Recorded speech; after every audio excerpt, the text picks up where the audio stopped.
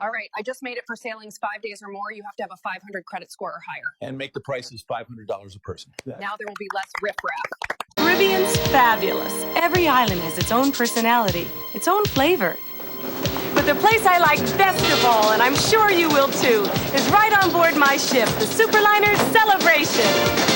If they could see you now, out on a fun ship cruise, eating fancy food and doing what you choose, I'd like your friends back home to get a good look at the first-rate Carnival cruise that you took. Now, what in the carnival is going on here? So by now, I'm sure all of you know about the massive changes that Carnival Cruise Line is making on board their cruise ships. And a lot of you have been reaching out to me, and I do appreciate it, asking for my opinion on it, if I'm going to talk about it or make a video. And well, yeah, of course I am. However, for the past week or so, I have been kind of just laying low. I've been traveling, of course, as well, but just seeing what the overall sentiment has been, because I have seen outrage, I've seen people shocked, I've seen people approving of what Carnival Cruise Line is doing. And this story and these changes have gone absolutely viral. You have content creators, of course, black creators that aren't even in the cruise space talking about this situation. And well, it's been absolutely insane talking about there's not going to be any more rap music on board Carnival Cruise Line, that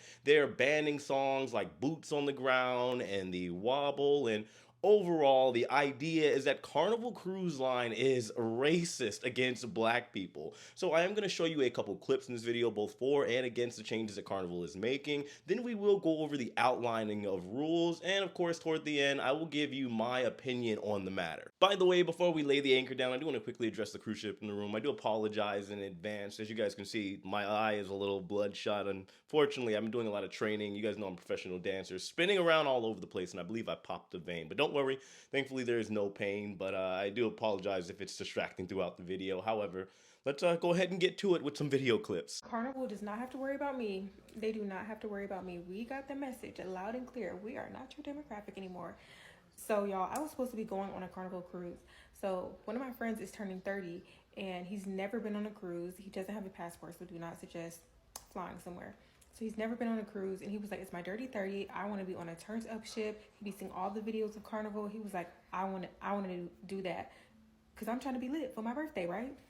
Well, Carnival has decided they want to rebrand. They don't want to be known as the turn up cruise no more, the budget friendly cruise no more. They want to be, I don't know, I guess they want to be royal.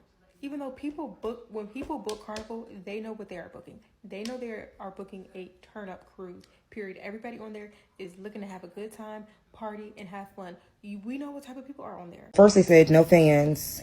They're basically getting rid of Boots on the Ground. I don't know why that song bothers people so much, but that's very, very weird. Secondly, now they're saying just within the last 24 to 48 hours that they're no longer playing rap music on Carnival Cruise. Like, I'm really disgusted because I just went in April and, you know, I had a ball. I'm talking about boots were on the ground. Fans were clacking. Rap music was being played. Club was lit. Like, I had the ball of my life.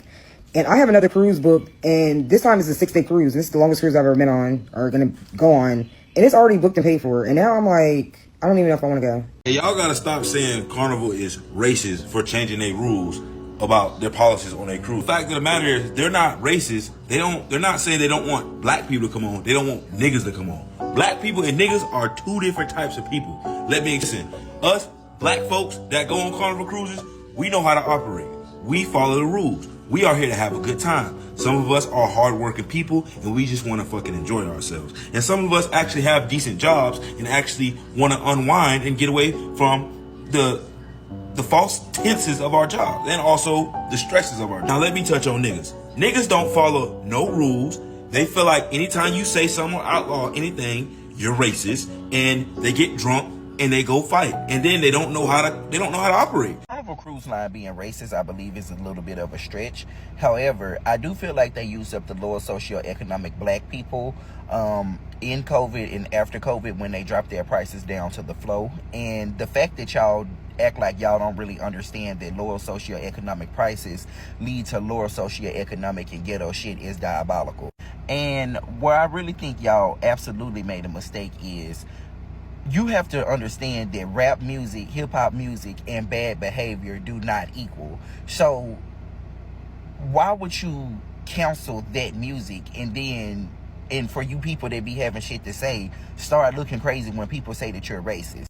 You know that black people want to listen to that. You know that they want to pop them fans, because for one, I was actually one of the people that wanted to go on that Ghetto Carnival cruise because I don't want to be bored. So, to be completely honest with all of you and transparent, as most of you know, I do literally cruise for a living. I probably cruise more than most people in terms of people that aren't directly associated with a cruise line or a specific cruise line. I try to get as much of a variety in as possible. And when I do my reviews, I try to be as honest and objective as possible. Now, those video clips that you saw there were a couple people that were outraged saying that Carnival is racist, yada, yada, yada.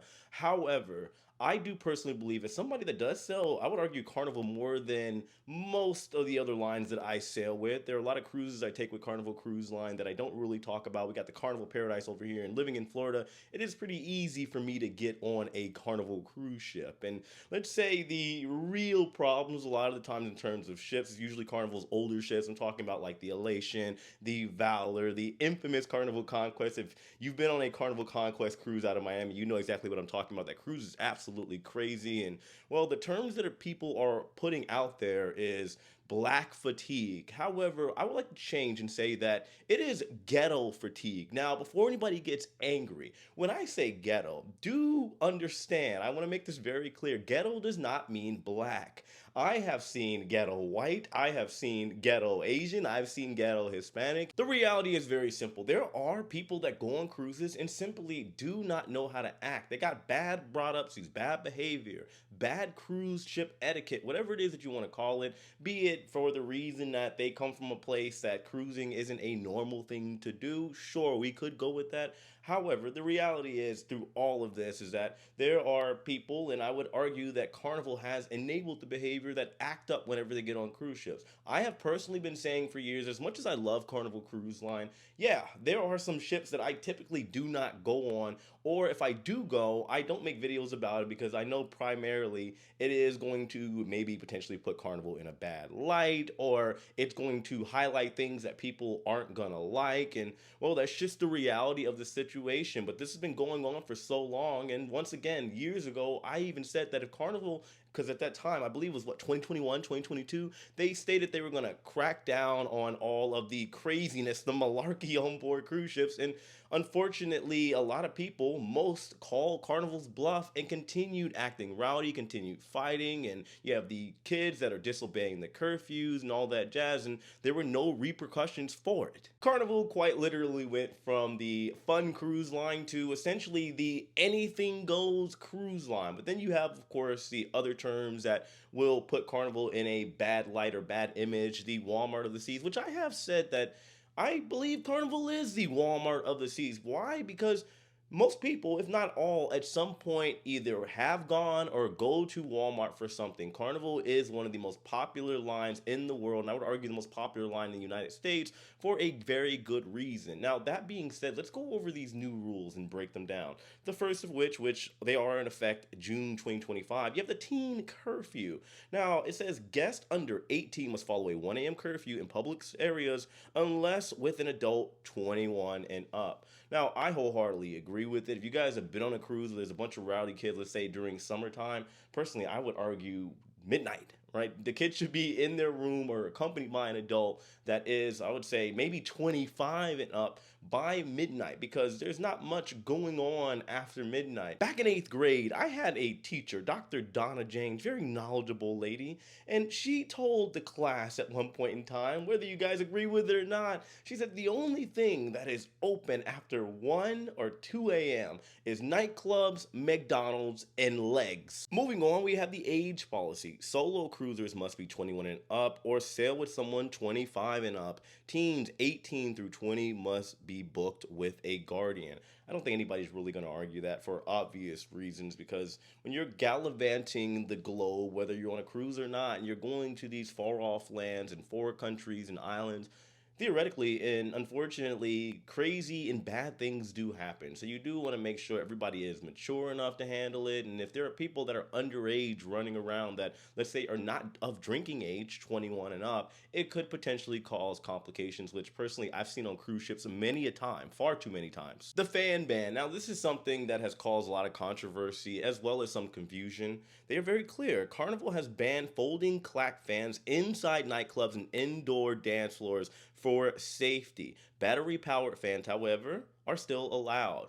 Now, I do believe that a lot of people are saying, well, it makes too much noise inside, understandable, and there is the potential for some people, if there is an issue like a fight or a scuffle of some sort, to potentially use those fans as weapons. You can still use them outside. There is no problem with that whatsoever. We've got the pool chair rule. They state that if you leave your chair for 40 minutes plus unattended, the crew may clear your items. Now, I'll be honest with you guys, I don't really see that happening in all likelihood. Why? Because there isn't going to be enough staff to monitor. Like, they're going to have to walk around with a clock of some sort or a timer of some sort to determine that somebody actually left for 40 minutes. And that could potentially cause even more problems down the road. If it's blatantly obvious that somebody just left their stuff there early in the morning, because that's something that a lot of people often do, the battle of the lawn chairs or pool chairs, they'll drop their stuff off and leave pretty much for the entire day and come back later, and they'll just leave a towel or some type of item that they aren't really worried about getting stolen on those chairs. And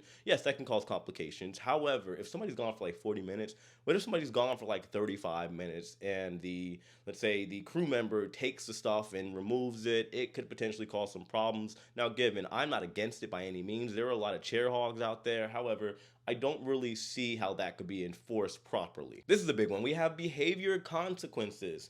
It states, according to Carnival, disruptive guests can be removed with no refund and fined up to $500. Now, I have said this many times over the years past. I do believe personally that $500 isn't a lot of money these days. You got to think the cruise in and of itself, even a Carnival cruise, if they find those good deals, is at bare minimum going to cost roughly around $500, $1,000. You got to make it so that the punishment is something to dissuade people from acting out on board cruise ships. I'm arguing, and I have been arguing, for $5,000 to $10,000. Now, that may seem steep, but if you're going to cut all of the bad behavior out and the disorderly conduct out, you are going to have to make these punishments a lot more harsher, a lot more steeper, and of course a lot more expensive in order to burn a hole in the pockets of the people that decide to act out on cruise ships. Last but not least, we have one that honestly I do believe is a little controversial. We have the boarding requirements. Check in online by midnight before sailing, print your boarding pass and luggage tags, bring all required travel documents, or you can't board. And of course, your travel documents include your ID, passport, and visa. Now, obviously, you should have your travel documents. I think that is a given, but I can tell you, somebody that does cruise myself alone, there have been times that I've missed the check-in process. So you mean to tell me if somebody has like an oopsie, they simply can't board? Now, there is, of course, two sides to it. One is just being a responsible adult. The other one is saying, well, Carnival, get with the times as well. Like, do we really have to print all of this stuff out, your boarding documents and all that? Make it all digital. And as far as the bag tags, I don't see that as too big of a deal. And I really don't think that's going to be upheld, because there's going to be a lot of people that simply don't print their bag tags. And then, of course, when they get over to the shoremen that are going to be checking in all the bags, they usually have the paper anyway. They can just say, hey, what's your room number? We understand you didn't print your bag tag. They'll write it on a piece of paper and staple it for you. Problem solved. That's not really an issue that I think Carnival should be addressing, unless, of course, on the back end, which I may not know, it has become a serious problem that needs to be fixed and corrected. Now, getting to the music situation, because I do know, obviously, it's controversial, and this is where a lot of people are saying Carnival is racist. I do believe there is some blurred lines here, right? There's some gray areas, and it is honestly very confusing. You do have even the cruise directors that are coming out and stating, yeah, these songs are still going to be allowed. But from what I've gathered, as far as the general consensus, is that Carnival, and I would say finally, thank goodness, they are updating their playlist. So when you don't hear Boots on the Ground and you don't hear Wobble, from my personal understanding, it's just been overplayed. I don't think anybody that has gone on an Carnival cruise frequently would, of course, say that that's not true. I personally am tired of hearing the wobble every single time I get on board a cruise ship. It's fun, it gets the people going, it gets everybody up and dancing because we all know and love it. However, there is nothing wrong with change. I get there was an era once where all of these line dances and group dances that were easy to do were a very popular thing, and you don't see it as much anymore, but come on, guys, let's be real. It's not racist at all. Carnival is just simply updating the song list. As far as the nightclubs, you notice that Carnival has now also gone to themed nights where they got like soca night, they have 70s night, and a lot of people aren't happy about it. Once again, calling it racist, saying that Carnival is just trying to get black people rather, to not go to the nightclub because they're not playing rap. I think they've just been able to put two and two together and say, well, if we play this music, your Lil Boozy and all this other music that's coming up, it tends to be where most of the issues, the fights and everything tend to happen. And usually at that point in time, there's usually some type of rap music going on. And if they can pinpoint those two and they want to rebrand, once again, I do not see anything wrong with that. The thing is, Carnival is rebranding, and a lot of people are pointing to a lot of different reasons, but primarily the overall situation is that Carnival, one, they have a lot of issues that they've been dealing with that, to be fair, they should have confronted years ago before all of this got to a head where it is and where it has been over the past couple years. Nevertheless, I've even mentioned this before, Carnival has a lot of competition these days. Margaritaville at Sea, which is a nice cruise line. I mean, you know, they got their older ship over in West Palm, been on it a couple times, but between the new ships that they have coming, between the Islander over here in Tampa, which I got to take another cruise on, I personally had a great time, and it does provide Carnival-like environments. You got MSC coming in, right? They have more ships coming. They have ridiculous amounts of money, that mafia money, and they are offering a match with Carnival's loyalty program. So what happens when you have a giant flood of people that decide to go to Carnival, or sorry, MSC, or maybe they go to Virgin Voyages because they also do loyalty match, or they go to Royal Caribbean or NCL? There isn't just 3 cruise lines to choose from. There are many. Now, let's be fair, because we don't have the data or the proof to actually show that people are just leaving Carnival Cruise Line in droves, especially after this whole loyalty program fiasco.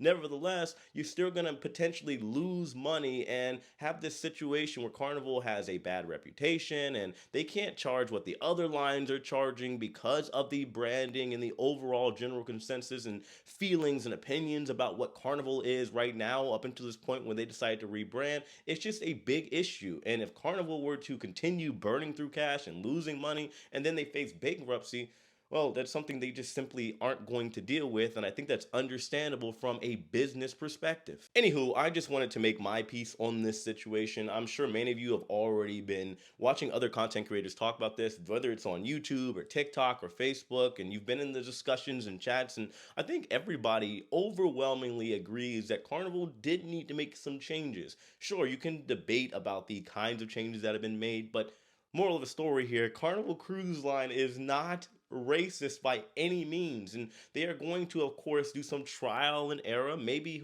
they might see that, well, they're not making as much money, or maybe they're losing a big chunk of their audience, and they may decide down the road like, hey, we're going to put rap music back. Maybe they'll change their song selection and see if that helps, or they'll have one night where there's rap.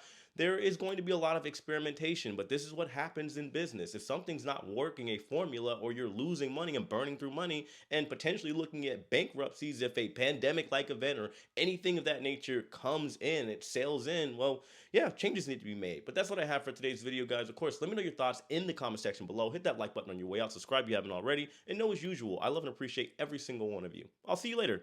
Take it easy.